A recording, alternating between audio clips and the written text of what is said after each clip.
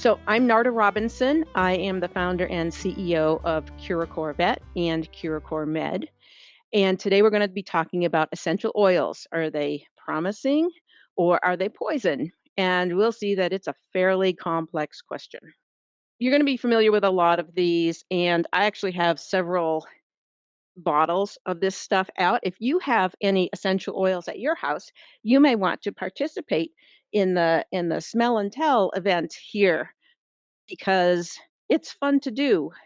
It's not so much fun to just watch people smell things, but to do it yourself. Like fir balsam. Have you ever used fir balsam? I don't know. I think I got this probably many years ago, thinking it was going to smell more like pine, but it really smells like urine. So I don't like that one at all. Then we have Tranquility here, which is a special blend. And this is a very nice one. Doesn't smell like urine at all. And it has German chamomile in it. The first one is lavender, and then we have blood orange and as I said, German chamomile. We have some bergamot. It's a really nice mixture, and it smells really nice too. And then just as more people are jumping online here, frankincense. Try not to show the brand, but frankincense. Not, I mean, they all look like brown bottles to you, I'm sure. Frankincense from the frankincense tree. We have covered boswellia in the past for our herb session on pain and inflammation treatment with boswellia. We talked about the frankincense and how that tree grows out of Africa, is going extinct. So you might not be finding much frankincense out there anymore. And we'll mention that. Then we have rosemary. So think about when you smell rosemary. It's an old one. Can't smell it. Oh yeah, there's the rosemary. So so here's a brain exercise. When I smell rosemary and you think about smelling rosemary, do you smell rosemary? Here, I'll do it again so you can practice. Yep. There's a characteristic rosemary scent. And for me to talk about it to you and for you to generate that olfactory memory in your brain, do those of you that have been through my programs, do you remember what part of the brain that is? I think I'm hearing limbic system. Yep. So that's part of it too. And a lot of emotional memories in there. It brings up a whole bunch of brain regions when you have olfactory memories, which could be for good or for not good. And that's where you get into that operant conditioning. But here you have, I just mentioned several of these. So the 10, there are 10, let's say, very popular essential oils. And what is an essential oil? So it's not a flower essence. An essential oil is a highly concentrated extract of what would come out of the plant. Do you know what this is? Catnip. So it's extracted and concentrated. And they've been doing it for a long time, way, way back in Egypt. It's been found that they used to have these big vats or something of what would have held maybe frankincense or other essential oils. So they were highly prized, myrrh as well. And so they were originally prepared like processed with animal fat. And then many, many centuries, probably a full millennia later, in Europe, people came up with this idea of steam distillation. So rather than dismiss essential oils as something frou-frou, bolder, yeah, whatever, you should understand these as highly concentrated, highly pharmacologically active solutions. And for those of you that are veterinarians or work with animals, there can be consequences to patients, and we'll talk a lot about that. But what's good for a human may not be what's good for an animal, and most of you, I think, know that, but we'll be covering that as well. But through this whole list, you can see here bergamot, sandalwood, rose, chamomile, ylang ylang, tea tree oil, frankincense, which we've talked about, and lemon, and the claims that have been associated with that. So we're going to explore the science behind, of course, that's what we do here, and talk about how we understand some of these to work. And we only have, an hour max, so we're not going to go like hugely deeply into all of them, but I want to give you a taste of what a rational pharmacologic intellectually curious approach to essential oils looks like rather than maybe what you have been exposed to in the past. The first one that you might not have heard about is spikenard, and that's where my name Narda came from. So I put my hair in a spike just for that event. So I'm spikenard today, and this is one of the very ancient essential oils, and it may have come originally out of more Europe and then been planted to the Himalayas. It's unclear, or it came from the Himalayas and then made its way to the Middle East because it was certainly used in ancient religious rituals and supposedly anointed the feet of Jesus with spikenard. I mean, I don't know. And curiously, for those of you that would be interested, Pope Francis on his coat of arms thing, there's a little drawing of spikenard on that. So now you can go to Wikipedia when we're done and look that up. But anyway, so my name, it's not something I changed when I lived in Boulder. I was given this name after birth, and my parents just wanted something that wasn't an ordinary thing. So here I am. And so just looking at this as an example brings up a lot of these scientific lines of inquiry that we've been down before.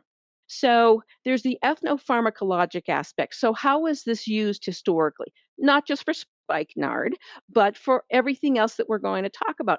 Lavender, hugely long history of being used as an essential oil for skin problems, for just aromatic like mood boosting and all this. So so it's with this spirit of curiosity that we want to think about, okay, where does spikenard essential oil come from? Is it the flower? No, actually, it's the rhizomes, which you see here. These are spikenard rhizomes. I've actually gotten spikenard in the past. I should have brought a little sample, but anyway, I mean, I don't love the smell, whatever. But historically, these are the applications that it would be used for: stimulant, brain stimulant, sedative. I mean, it just has some brain effects. Anti-diabetic, cardiotonic, used for various neurologic disorders such as insomnia, epilepsy, hysteria, anxiety, and depression. So a lot of mood stuff. And then in this 2019 paper from Phytomedicine, we see that those researchers have actually profiled the secondary metabolites of this plant. So if you've not taken the herb course yet, then you might not know what secondary metabolites of plants are. So there's the primary metabolites, which plants produce just for their structural support. So it's what makes that plant the plant, the stems and the leaves and their little blossoms and everything. But secondary metabolites are essentially a lot of what we're going to be talking about today, because these are chemicals that the plant produces in response to challenges from the external environment. The nice smelling stuff is often used to attract insects or other individuals, let's say, that could help that plant distribute seeds or be pollinated, whatever. So, um, so plants weren't necessarily put here for our use. They were just out there, and we sort of found out about their beneficial effects, and not necessarily even because of the high amazing intellect of the human, but actually through animals through a process called zoopharmacognosy, and how people along the way, along the eons, have watched how animals have used plants and have learned quite a bit from them. So we'll touch on that a little bit later on. But anyway, so the secondary metabolites have also beneficial effects for that plant's survival. So, and they're costly to the plant to make. So a lot of energy goes into them, which means that, or we can infer that this is really beneficial to them. Some of the secondary metabolites might be real bitter tasting, and that would inhibit the donkey from down the street coming by and chomping up the plant.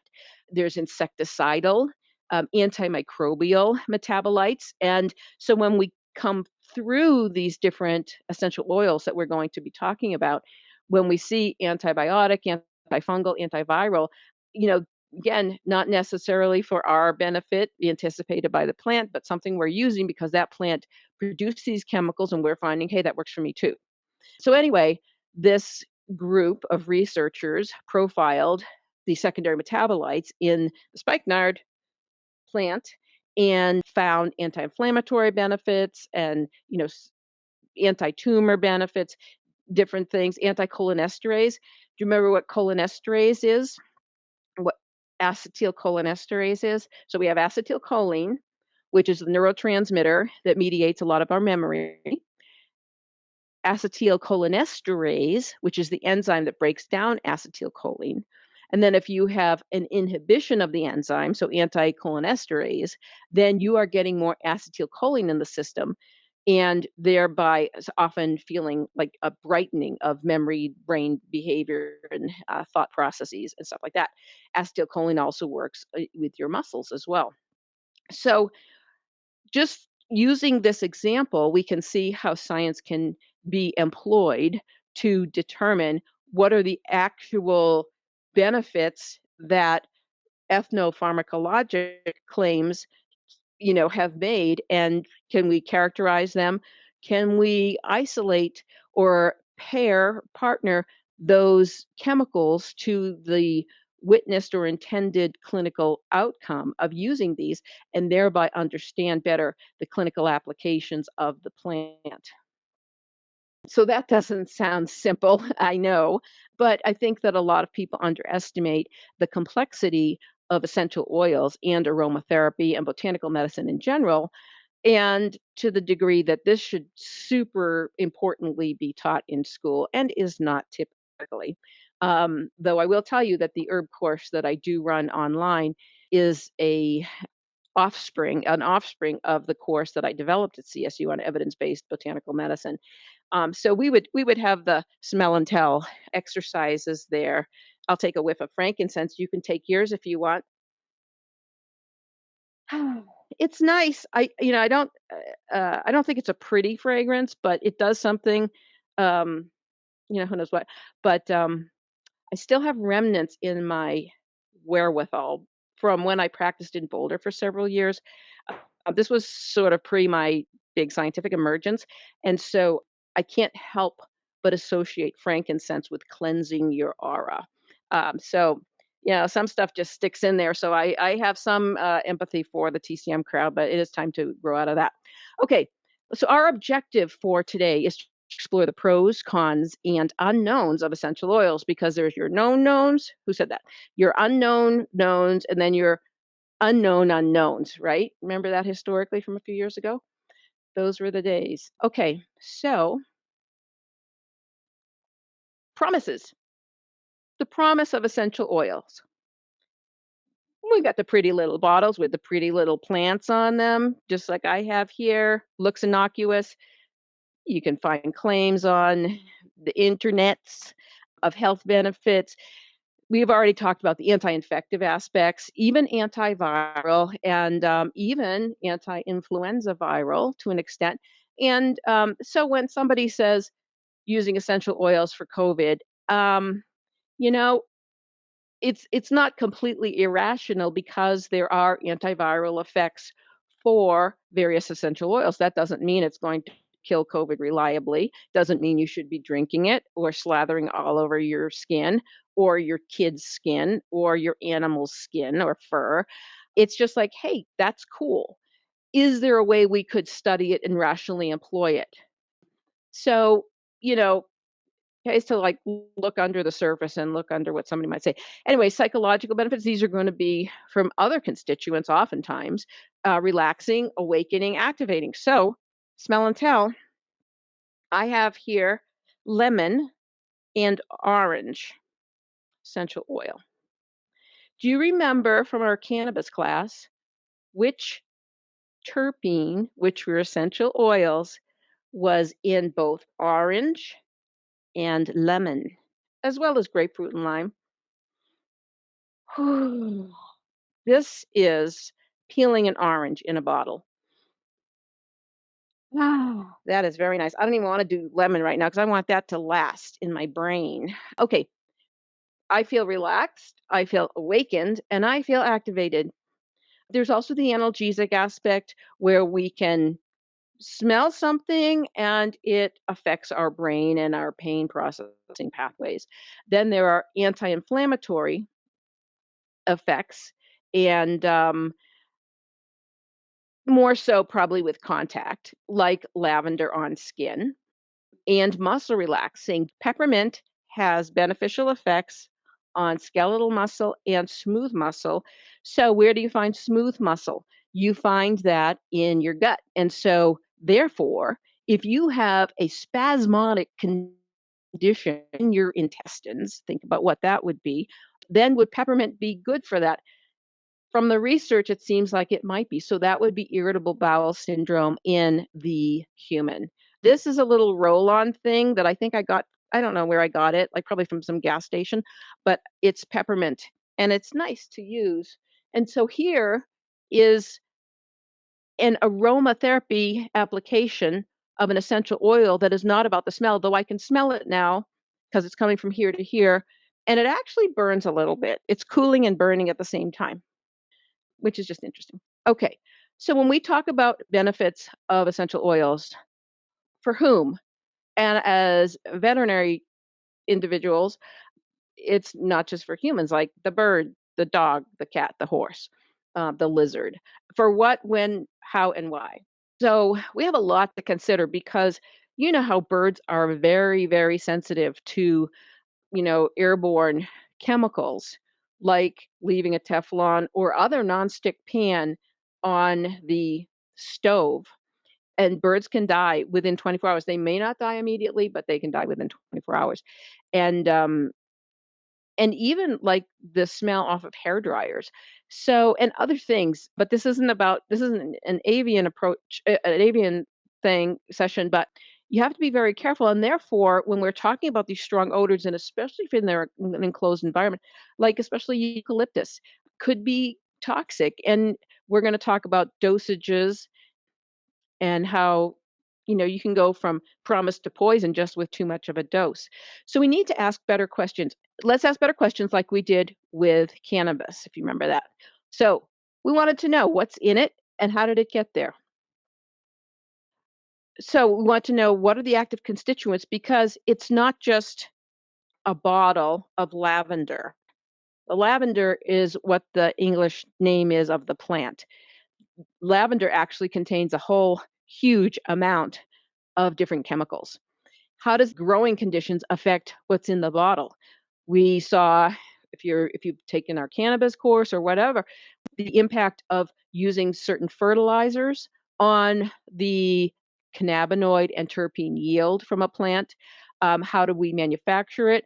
For example, again, the frankincense that's going extinct, the uh, the application of frankincense for cancer, like it's been studied for melanoma topically, uh, especially it was being done at one of the southeastern veterinary colleges, and I don't think it was ever published. It probably didn't really work, but there are anti-cancer benefits in the frankincense oil. But here it is, smell and tell. Yeah, I still don't really like that, but it's cleaning my aura. So it's the boswellic acids, though, that are in that. Now, if your manufacturing process is going to be eliminating boswellic acids from this, it's not going to have the anti-cancer effects that it should have. Okay, so the purity, the complexity, variability, so batch to batch, if these were both the same thing that I brought from the store, then how can I count on it being the same if the contents are all different? And then there's ecological concerns, as I mentioned, with frankincense, but a whole bunch of other plants that are used as essential oils that are maybe critically endangered or close to it. So other issues that arise from the continuum going from promise to poison, besides dose, are species-specific tolerability, where we're going to really think a lot about cats and birds, and I don't know how much they give them to reptiles, but I'm sure somebody's tried it.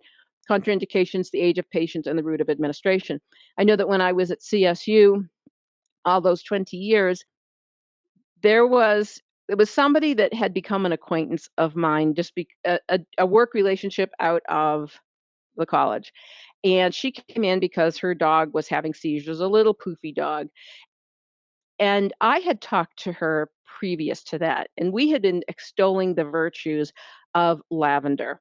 And it's like, "Oh, yeah, lavender's great, blah, blah, blah." And I'm thinking, lavender for an animal, if I was gonna use that and make sure that the client wasn't allergic, didn't get headaches from it, that, the animal could get away from the exposure, all the kinds of things that I would think about, plus the way I would do it, not having a diffuser, I would probably I did this occasionally at CSU.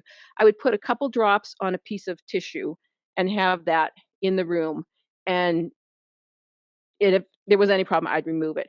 This person who was actually a involved in one of these multi-level marketing essential oil sales things, she was putting a variety of essential oils on the dog's ears and pads and just having exposure. And the dog was actually starting to have seizures.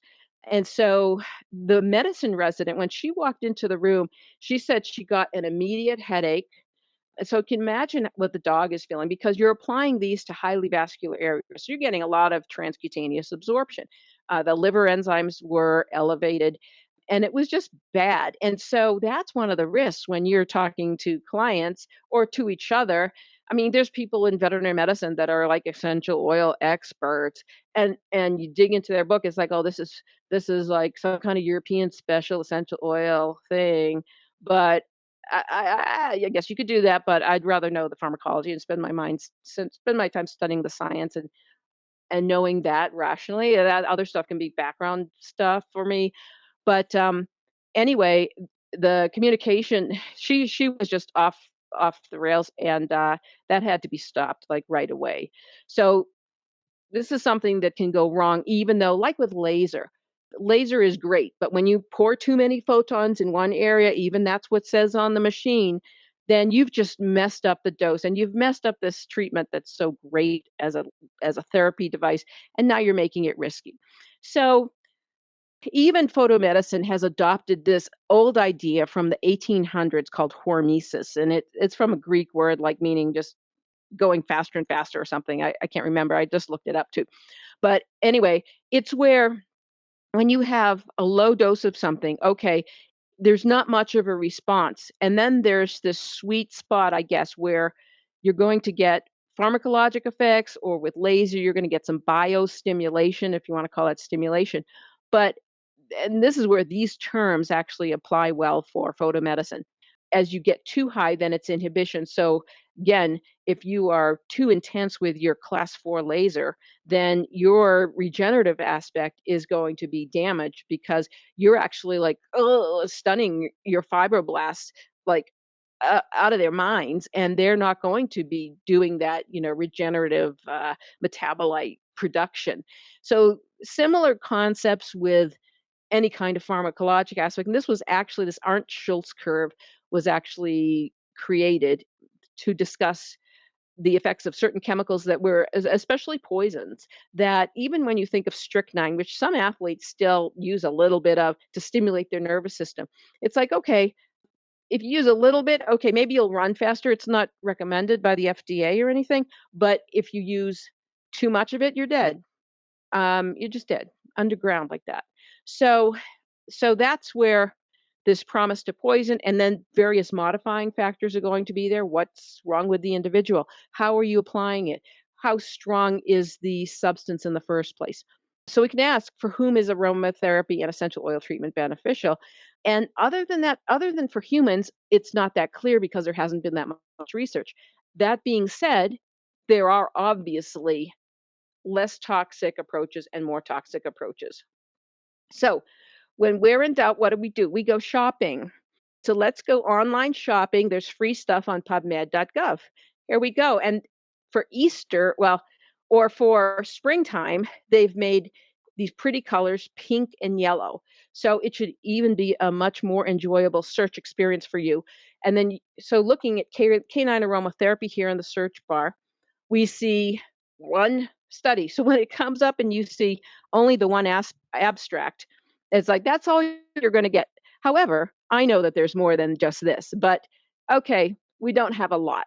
So aromatherapy for travel-induced excitement in dogs from JAVMA, 2006. So that's quite a while ago, 14 years. So your dog goes nuts in the car. What are you going to do? How are you going to deal with this with aromatherapy? And so what they did was study lavender, I'm pretty sure. It was actually quite a bit of lavender. Yeah, ambient odor of lavender. They used more than I would. It was way more than the 2 drops on a tissue. And quantified how much time spent moving, standing, sitting, resting, and vocalizing. So results were a dog spent significantly more time resting and sitting and less time moving and vocalizing during the experimental condition. That suggests that aromatherapy in the form of diffused or aerosolized lavender odor may offer a practical alternative treatment for travel-induced excitement in this species. So that's good. So maybe you don't have to sedate them with something that is hard on their system for various amounts of reasons. What do you think might be a negative consequence of this if you tell all your clients use like 5 cc's of lavender on a tissue when you're starting out from your hour away drive? Um, yeah, what if they go to sleep while they're driving? So legal risk. Now, feline aromatherapy, you search for that, nothing. Equine aromatherapy, okay, there's one. Lavender is effective as a calming agent for horses. So we're seeing a cumulative support in a way. And there's another study we'll look at later that is actually another canine aromatherapy study. But so it's not horrible. Now, if we don't specify that it's for veterinary, then the default species is going to be for humans. So aromatherapy massage, so that is topical application with lavender essential oil, and the prevention of disability and activities of daily living in patients with osteoarthritis of the knee. Look, so see, you might be able to save the human from the dreaded TPLO, except that human doctors don't do a TPLO. Isn't that nice? Okay, lavender on anxiety and sleep quality, on the symptoms of menopause, aromatherapy, another one with osteoarthritis of the knee, labor pain. Imagine if when you go into the hospital or you go into the dentist, I mean, when we're over this COVID mania, bad things, but if your doctor, even post-op or whatever, they were giving you appropriate, like effective smell things to do and reduce your anxiety. I know that I met a surgical nurse last year who would routinely expose willing patients to a ginger sort of smell after surgery in order to reduce postoperative nausea and vomiting. And that seemed to work really well. So, sleep quality, academic stress. Some of you, I know at least one of you is a veterinary student. And I've been asked from some students, like, how can we deal with stress? Yeah, you might look into that, and that's free. So we were going shopping for free, and we could have checked that box on just show me the free articles, but I wanted to show you just some examples. That's a free one you can get for nothing. But just to look at this dementia, how are we going to activate various roots of the brain that are still remaining and intact? What about when you're getting an IV catheter as a preschool child? Ugh, I mean, even when you go into this, you could see the abstracts and how that worked. So, an infant vaccination pain, a double-blind randomized controlled trial, and all this. So that's almost 20 different things. And so there is a lot. There were over 260, I believe, articles just on lavender. So you can really take a deep dive and understand to a good degree the clinical effects in the human, and then you see some things on the non-human. Okay, zoopharmacognosy, we mentioned that earlier, and this is just a great and under-researched field of science. And it's, as you can see here, and this is from Wikipedia, it's a behavior in which non-human animals apparently self-medicate by selecting and ingesting or topically applying plants, soils, insects, and psychoactive drugs to prevent or reduce the harmful effects of pathogens and toxins. The term derives from zoo, animal, pharmakon, drug or medicine, and gnosi, knowing. And so, as they say here, it's like when dogs or cats eat grass to induce vomiting. And some people is like, I don't want that cat throwing up on my rug because that's what they want to do. They come in and find the rug, and throw up on it, but it's like they ate that grass because they're trying probably to expel a hairball. It's not just because they love doing that. And so anyway, there are books on this. There's not a lot of books, but there are people that have dedicated, at least there used to be, their lives to studying this, and it's amazing. Adult monarch butterflies lay their eggs on toxic plants to reduce parasite growth and disease in their offspring. I mean, it's speaking a little bit teleologically, but it probably works. Those are some of those secondary metabolites from the plant. This is an old one. This has been known a long time. Chimpanzees protect against pathogens by self-medicating with various plants. They eat, they chew up, and they put it in their mouth for a long time, the leaves of the Aspilia plant, which have a lot of sharp little barbs on them. And then they swallow them whole, and then it goes down. And so scientists that have explored this see that there are antibacterial and other antimicrobial effects from the leaves, but also, this is one of the books I have on this subject, there are these spicules on the plant leaves that like are probably making it somewhat hard to swallow. And they really push it down there. And apparently, when they're worms, if they have worms inside, so parasites, it disrupts the parasite's GI tract, whatever you want to call it, because of those spikes. So it's like killing the worms because of something that, and does this chimpanzee know all that? I mean, they're just doing it. So it's probably, at least to a large degree, genetically mediated, which is cool. So olfactory stimulation, good and bad. Here's another big challenge for when we want to use aromatherapy in the non-human. How big is your nose? And so with the idea of structure and function, you see a nose like this, both of them have here. I mean, there's a lot of olfactory epithelium. We have big olfactory bulbs in the dog compared to the human, and even the way the canine nose is designed, it's helping air flow through the different turbinates and all that to maximize the understanding of what odorants are coming in through those nasal passages. So we compare that to the human and think about ambient aromatherapy that might be tolerable to us, but not necessarily tolerable to the person that's sitting next to you 6 feet away. Remember that dogs detect odors up to 100,000 times that of a human. And they can tell if there's even 1 part per trillion of an odorant, of a volatile organic compound in the air. So again, it doesn't take much. And what are you doing to their brain? And are you causing them fear, anxiety, or stress because they're exposed to this chemical, airborne aromatic that they can't escape from? This study is interesting too. This is free online, free shopping for Frontiers in Veterinary Science. And they actually also link olfactory function to the microbiota of the gut. So that's always nice to see, is the relationship with enteric gut bacteria to your brain and nervous system. So we compare this and we see that the human versus the non-human. The human can walk out. It's like how escapable is it? Think of a bird in a cage. They're stuck there, and they are extremely sensitive. Their respiratory passages are extremely sensitive, and they can't regulate their own dose. It's like if I don't like orange, which I do like the orange, but if I didn't like one of these, I'm not going to be there and smelling it. They don't necessarily have a choice. What about that poofy dog that was seen at CSU that had it on his ears all the time, not to mention the irritant in the ears and the absorption, but just you can't get away from that smell and it's gross. Babies might die, yeah, from certain things like tea tree oil or pennyroyal. And animals could die from pennyroyal, strong odors, and tea tree oil. We'll go looking at that. So we want to be rational, and anything I say about using things with cats, you make your own decisions, and I'm not making recommendations for anybody that's a non-vet and wants me to prescribe an aromatherapy for their cat. But I'll talk to you about some of my experiences. So how do you make catnip more compelling?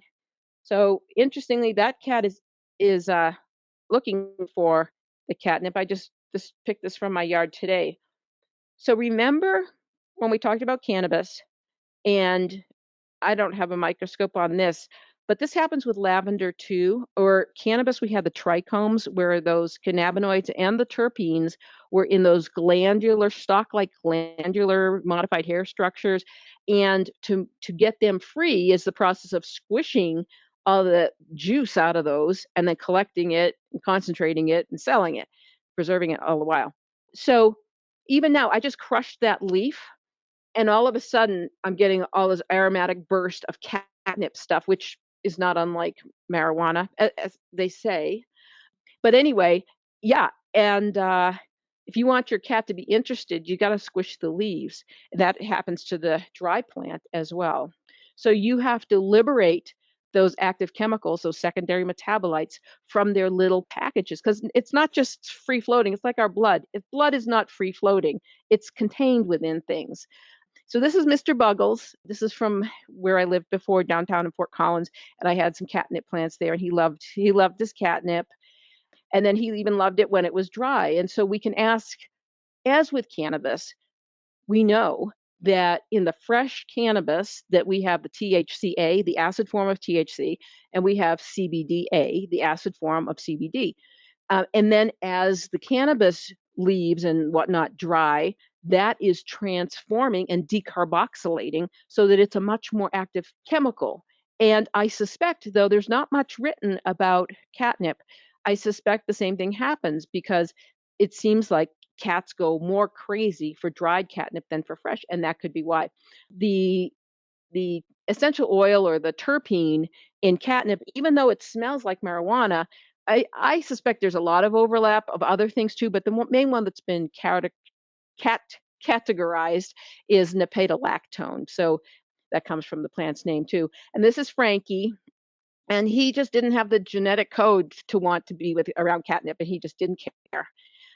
But here's Mr. Buggles again, and this is Mr. Buggles after I was done teaching sort of a smell and tell, hold and engage with plant lab at CSU. So we have here, I think this is honeysuckle and probably some St. John's wort, some peppermint leaf. Here are hops, and some people might be shrinking back in horror that I should allow my cat to be near these plants. Oh my God, an animal near plants, especially a cat, somebody's going to die. And no, he's just curious. Oh, my cats are always just curious. They don't gobble down. Here's licorice root. They don't take a licorice root plant away and chomp on it all day. I mean, maybe a dog would, but the cats don't. This is Whoopi right here, and this is Thomasina, who's still with us. And Whoopi would love to roll around in the chamomile, the dried chamomile. Here you can see it. This is like sleepy time tea right here. And I just loved it. That's all they did. They got it on their fur. And I would watch them, and then he rests. Is that so bad? I'm not saying do this at home, but I'm saying this is my experience. Oh, there's some plantain mixtures and stuff. Anyway, so this is Mr. Buggles out front, and I had this lavender plant. Lavender, he's nibbling on the lavender. I'll let you watch that. Let's see if I can make that play. So, lavender is generally recognized as safe. So here I was. I'm teaching an evidence-based herb course at the university, and I'm letting my cat chomp on lavender. What's going to happen? Now, I have to admit, I had seen him do this before, and I thought to myself, is this okay? I know a lot of people would freak out, and I'm not saying that you should do this, but Mr. Buggles appeared to have some form of inflammatory bowel disease. Ultimately, he might have even had cancer by then. He had been on the street, left, just abandoned for years, and one of my neighbors would feed him. He had been left with a broken leg even before that for months and months. And I was stupid and young, and I didn't take him in at that time. But after a while, I just saw him on the street, and it's like, I need to take this cat. So, and he was such a doll. And here he is experiencing the effects of the lavender after he ate just a little bit. And so just thinking, okay, what's in lavender is not going to kill him. And there he goes. And yeah, he could have used some acupuncture. I agree. But there's only so much I could do with him and all by myself. But he's going to go over. And now he's just relaxed. Oh, oh yeah, there's Whoopi. And I'm admonishing Buggles to not be bearing down on Whoopi. But he has to own that branch now. So In that lavender has some anti-inflammatory effects. It is a nice plant in certain terms for some GI calming down, like with a tea or whatever. And again, I'm not saying do this at home, but it has internally beneficial effects.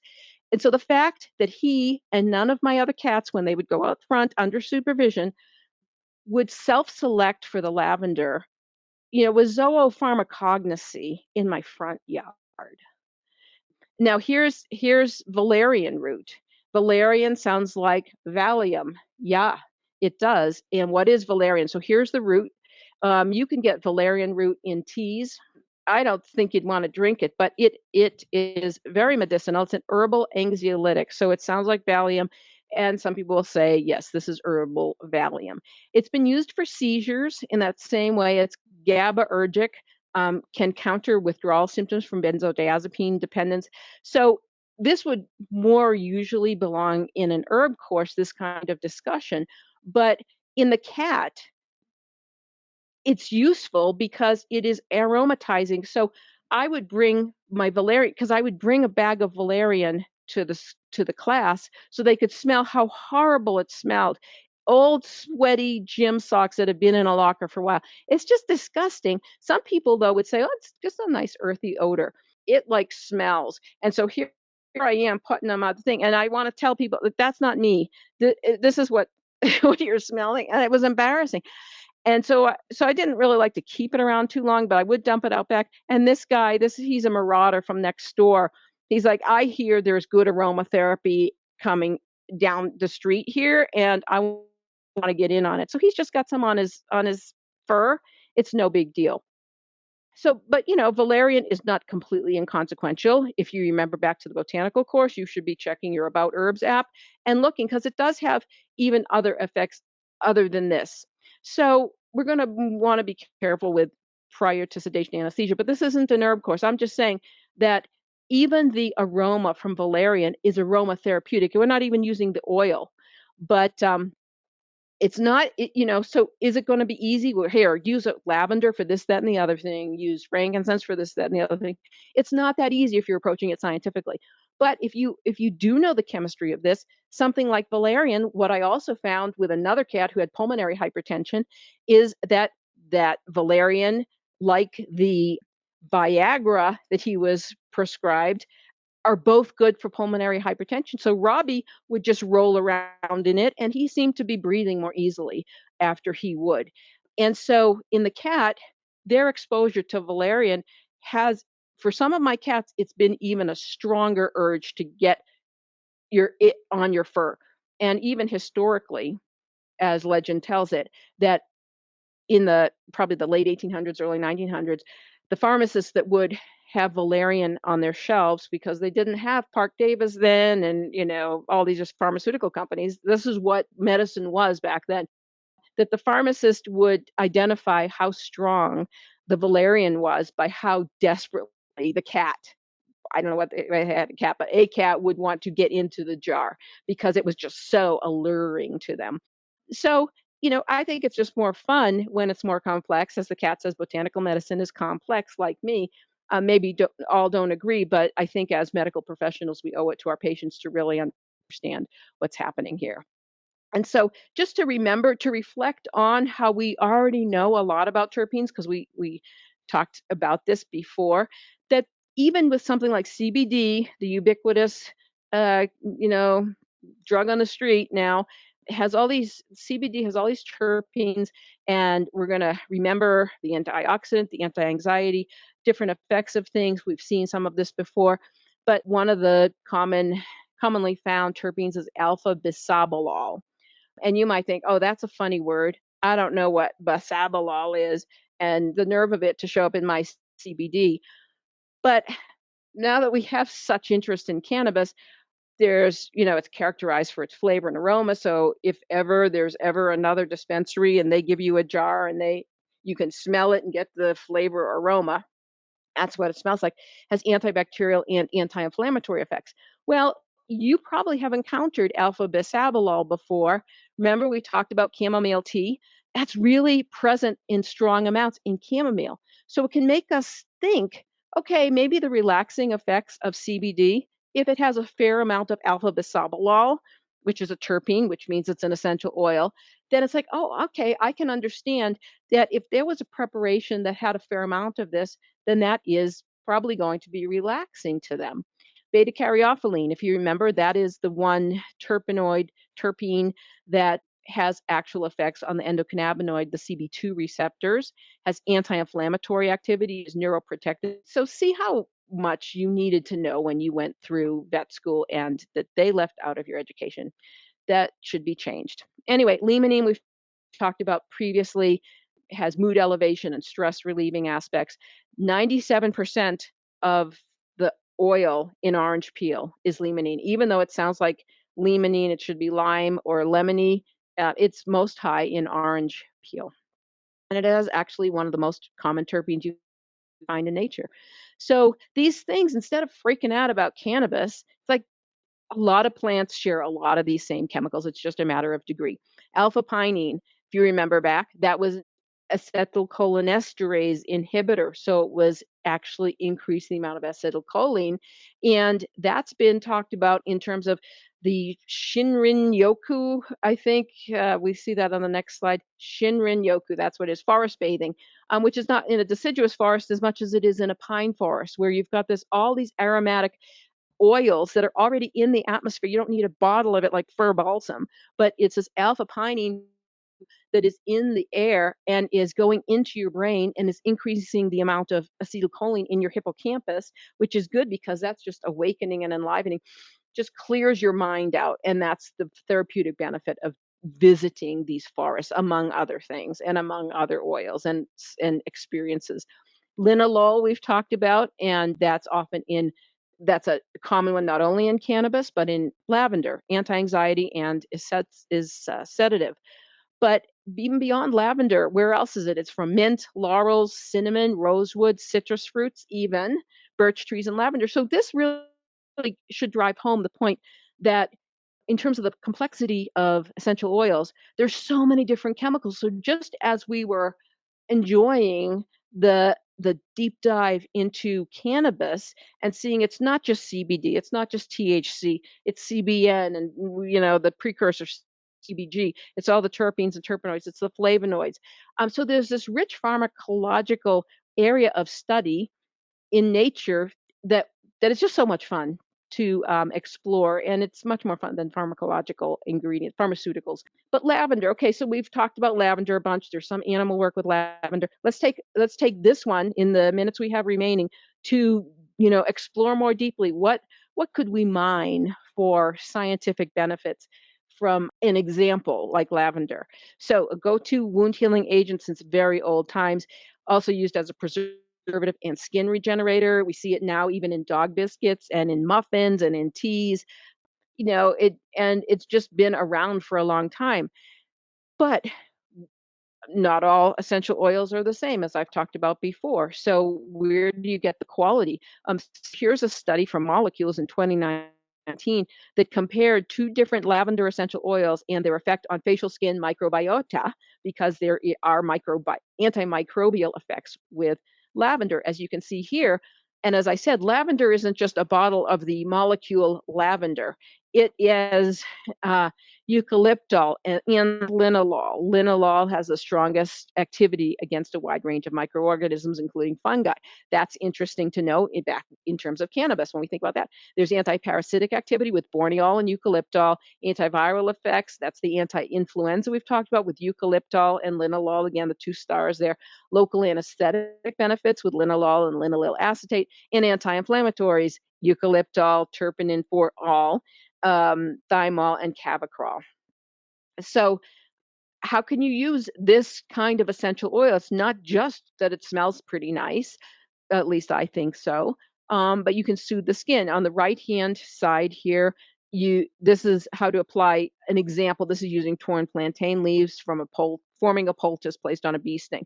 But this is how they did it in the old days. Why can't we still do it? I know at CSU, some people would want to treat their animal that had been through radiation therapy with a poultice of some sort of herbs. Radiation oncologists didn't like that too much because they were thinking that it was going to impact the fragile skin development. I don't know.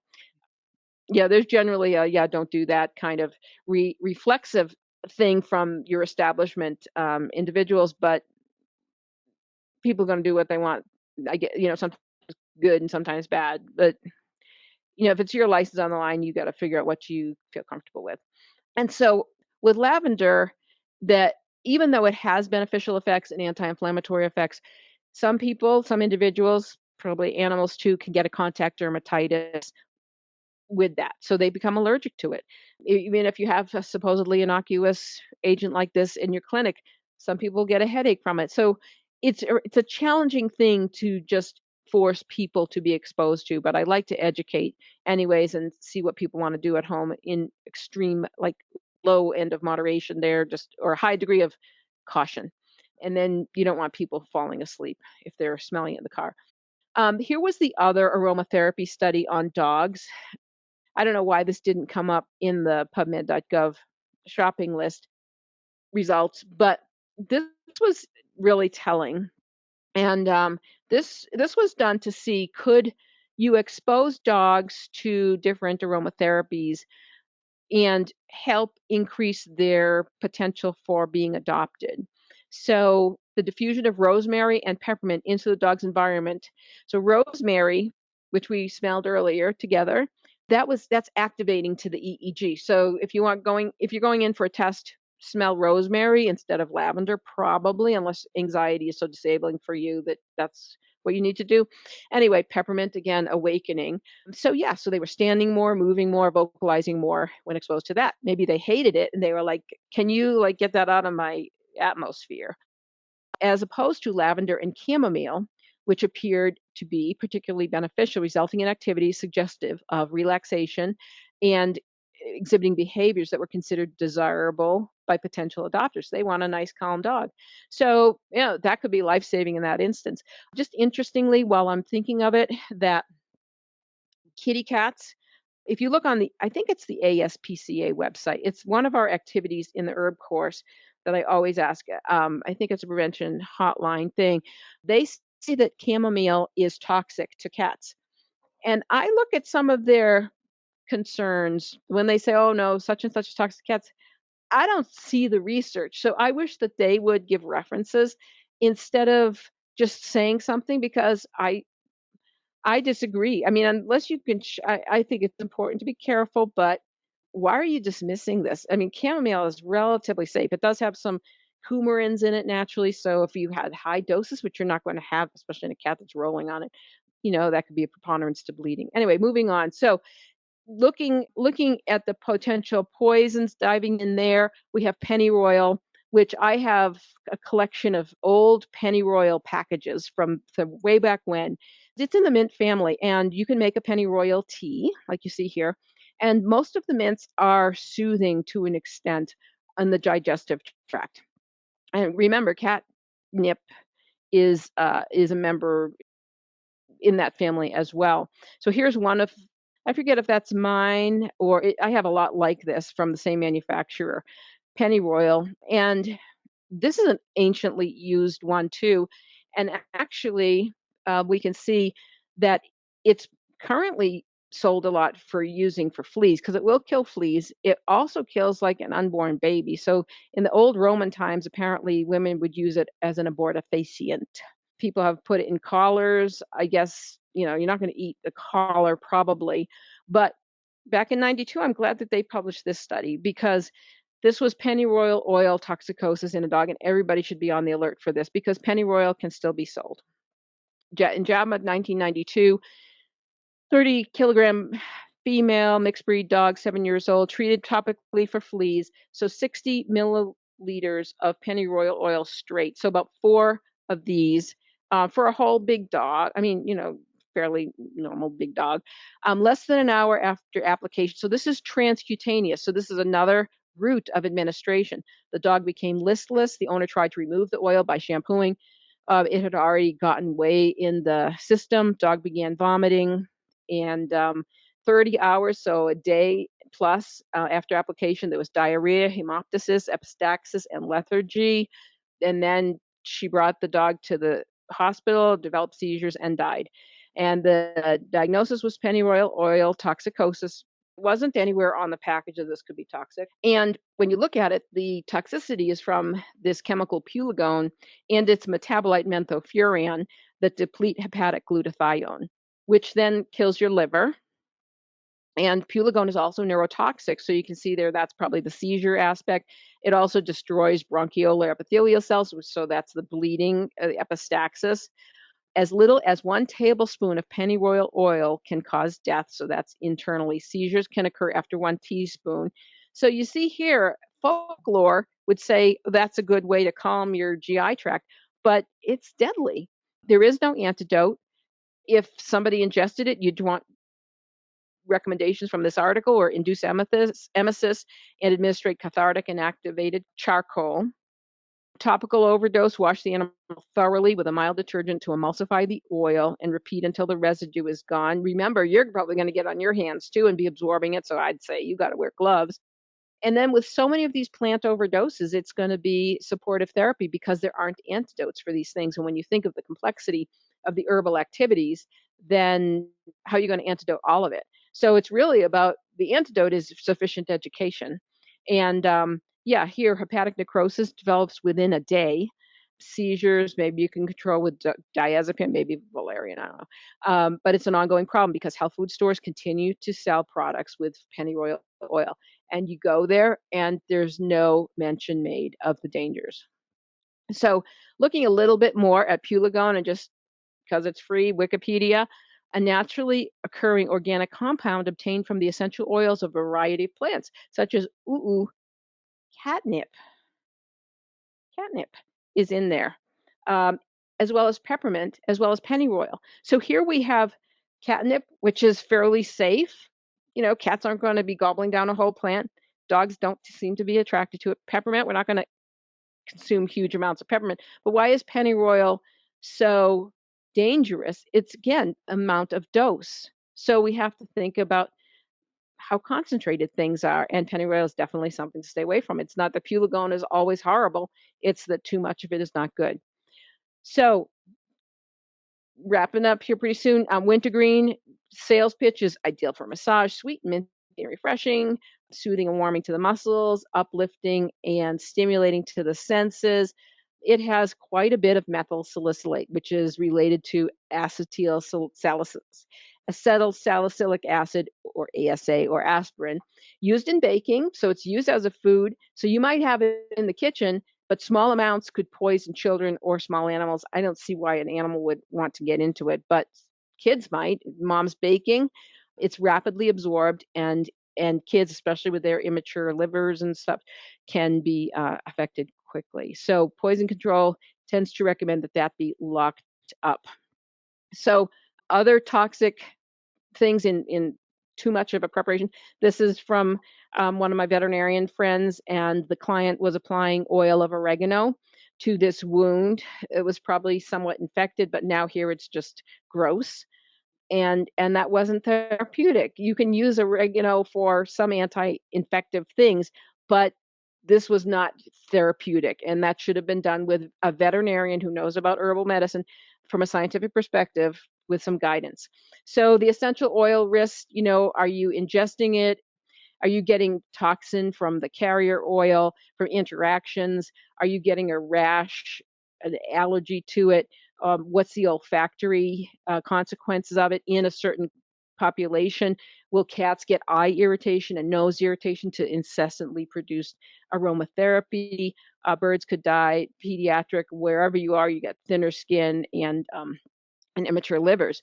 Tea tree oil can kill a cat. And so tea tree oil has a wonderful antiseptic property, but with animals that get it, it's, again, sold as a flea treatment, die, especially when they're full strength.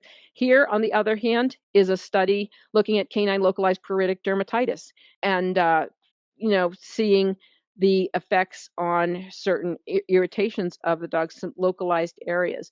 Now, if you look at it, though, it's stabilized 10% tea tree oil cream. It's not straight tea tree oil. So, just some highlights of the dangers that you can get into and how you really need to be careful and informative when dealing with clients. Assume that they're going to use too much. And so I'd hold back on it quite a bit, but for certain things, tea tree oil can be an excellent remedy, but what species and how much? So get into your About Herbs app, get into pubmed.gov, so we are not having to hide from these things, but we can use them rationally. So in summary, know the science, know the medicine, and when little to no evidence exists, use caution.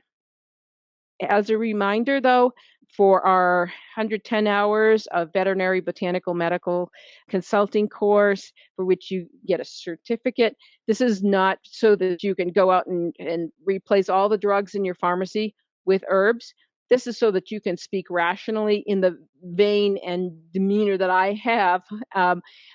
Speak rationally with your clients about the pros and cons and just be honest and transparent. What do we know and what don't we know?